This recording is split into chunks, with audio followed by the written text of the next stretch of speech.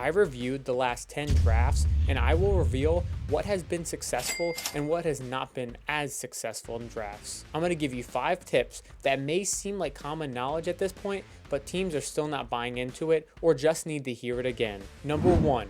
Do not draft running backs in the first round unless it is the final piece to your Super Bowl winning roster. Since 2012, there have been 15 running backs drafted in the first round.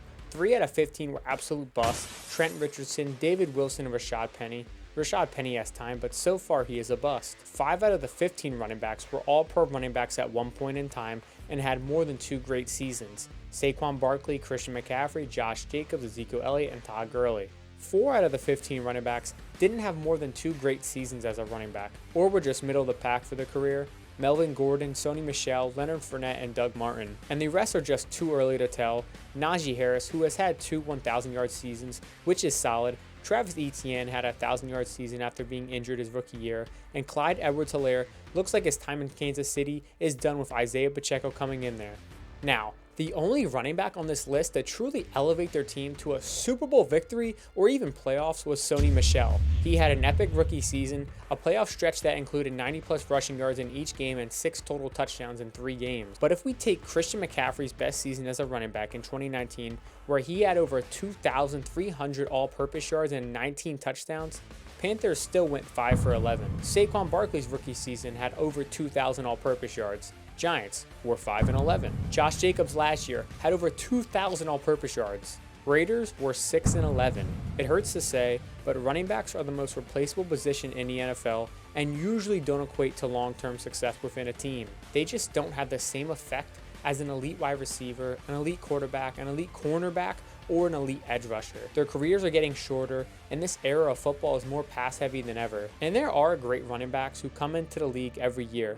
In 2016, Derrick Henry, arguably the best pure runner in the entire league, was selected in the 2nd round. In 2017, Aaron Jones was selected in the 5th round, and Alvin Kamara was picked in the 3rd round. Breece Hall and Kenneth Walker both 2nd round picks, which is a great spot to take a running back if you are in need of one. Number 2, Alabama's secondary are statistically great picks. Since 2013, there have been 13 defensive backs from Alabama selected in the draft, and by my calculations, 38% of them are stars. And those stars are Patrick Surtain, Trayvon Diggs, Minkah Fitzpatrick, Eddie Jackson, and Marlon Humphrey. I mean, we can all agree they are star players right now, and 69% of those players are quality starters. Take those last 5 and throw in Xavier McKinney on the Giants, Landon Collins, who had a great couple of seasons in the NFL and is still recovering from a torn labrum. Clinton Dix had a solid career before he retired to be a staff member at Alabama. And Anthony Averett is a solid backup, barely good enough to start. And then there are 3 busts from Alabama: Dee Milliner, Deontay Thompson, and Cyrus Jones. And the last one, Jalen Armour-Davis, who was drafted last year, is just too early to tell if he's a bust or not at this point. As we all know, Alabama is the most prestigious college football program in the entire world. They are a top 5 ranked team nearly every year since 2010, and legendary coach Nick Saban is known for having a powerhouse defense nearly every season. And the most successful players are the defensive backs in recent years. Luckily, there are 3 defensive backs that are highly touted in this draft. First, we got slot cornerback / safety Brian Branch, true safety Jordan Battle, and cornerback Eli Ricks. Number 3, draft more defensive backs. The NFL is becoming a more pass-heavy league. Like, I ain't bringing out the stats to tell you this, it's common knowledge at this point, and defenses are implementing more nickel coverage defense than ever. I mean, it's the most utilized defense in the NFL, and how many of your teams did you see suffer from an injured secondary and are now putting practice squad defensive backs on the depth chart for a week?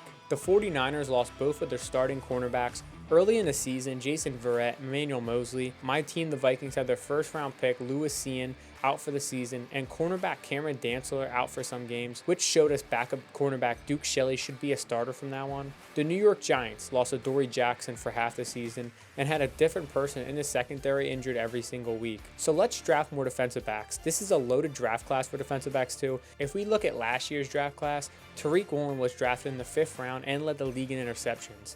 Deron Bland was drafted in the 5th round as well, starting cornerback for the Cowboys. Jack Jones from the Patriots, 4th round pick, was a good starting cornerback and looks like a long-term player for their franchise, like all these other guys I just mentioned. Moving on to number 4, take some risk on freakish raw athletes and football specialists. So I feel like I talk about Tariq Woolen a lot, but coming into the draft, he was a 10th ranked cornerback prospect. He switched from wide receiver to cornerback in college and only had 2 starting seasons as a cornerback, where he performed decently well. But he was very raw at the position. I mean, 2 years of starting a quarterback when he played wide receiver all throughout high school, not the best look, but his solid career at UTSA and his out of this world pre-draft testing showed he's got so much potential. 6'4", 205 pounds, 42-inch vertical jump, 4.26 40-yard dash, and 34-inch arm length. His combine alone should have skyrocketed him up the draft, but he still fell to the 5th round, and teams missed out on a crazy talent. Malcolm Rodriguez, a 6th round selection who is now the starting linebacker for the Lions, had a formidable rookie season. He had a great 4 years as a starter in college and was a dog playing for Oklahoma State. His final season, he was 3rd in defensive stops and had a career high in pressures and forced fumbles. He was categorized as a hard-nosed, aggressive, and fast linebacker. But due to his size, teams didn't think it would translate in the NFL. I mean, he had the shortest arms in the NFL, straight out of T-Rex land. He's 5'11" and 236 pounds, which is kind of small for linebacker standards. But if you watched him play, he was one of the smartest linebackers in college, and he was like a rocket to the ball and exploded towards plays. But teams didn't take that into account too much, which is a big thing, and disregarded his 4.52 40-yard dash, 40-inch vertical jump, and 36 reps on bench. He had the strength and athleticism to make up for his natural deficiencies in the NFL. Amon-Ra St. Brown, a 4th round pick from the USC Trojans, who had a solid freshman year, then exploded with 1,000+ yards as a sophomore, then had a very disappointing junior season. And the only difference between his junior and sophomore season was the fact that he moved to outside wide receiver and really didn't succeed there. And if you watch him play now, all of his best work comes from inside the slot. And NFL teams discredit him for that because he wasn't that guy on the outside, wasn't a deep threat, struggled against press coverage on the outside, and people forgot how good he was in the slot. But the Lions saw that and took advantage of it. St. Brown is a football specialist. He's been playing his whole life. He's got a family of football players, impeccable route running, gets gritty yards after catch, and believe it or not, but guys who can produce in the slot is just as valuable or not more valuable than a guy who makes plays outside of the numbers. Let's take a look at Christian Kirk. Dude got a massive contract from the Jaguars, and where does he line up most of the time? In the slot. Cooper Kupp's Triple Crown season, the best season from a wide receiver in NFL history, where did he line up 66% of the time? In the slot. If a guy's a productive slot wide receiver and can run any route from there, finally, fit your scheme. This is simply drafting players that fit your scheme on offense and defense. Last year, Derek Stingley Jr., 3rd pick in the draft, a physical press corner accustomed to man coverage. And what did the Texans have him do? Sit in zone for the majority of the year?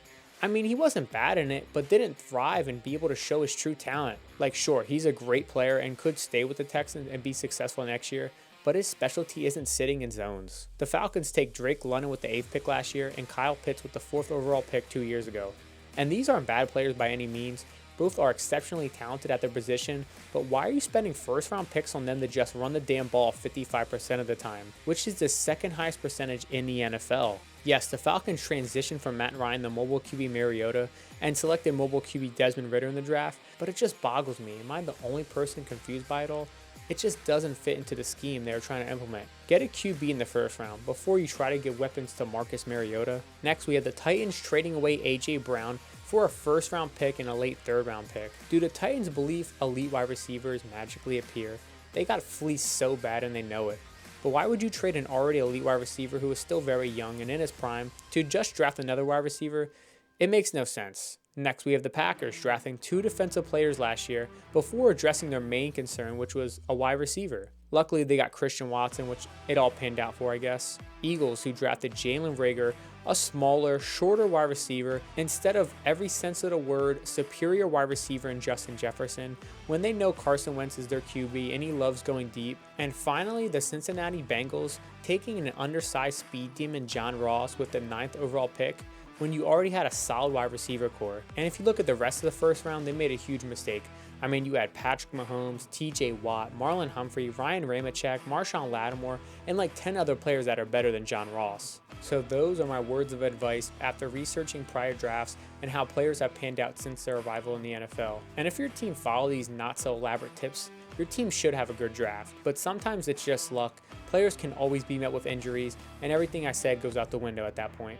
And if you're new to the channel, subscribe, because I will be watching 100+ hours of footage of the top prospects and telling you who are automatic day 1 starters, or busts. Thank you, and until next time.